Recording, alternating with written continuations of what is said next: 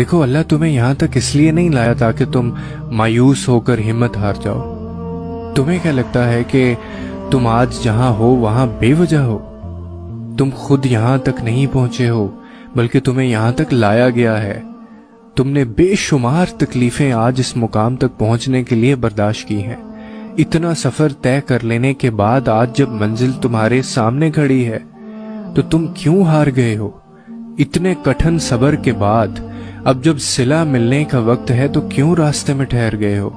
اٹھو، اب تو سفر ختم ہونے کو ہے۔ اب تم منزل کی نہیں بلکہ منزلیں تمہاری منتظر ہیں۔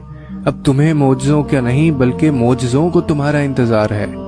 اب کن تمہاری ایک آخری دعا کا ارادہ باندھے ہوئے ہے کہ یہاں تم مانگو اور وہاں تمہیں منہ سے نکلی پہلی فریاد پر نواز دیا جائے۔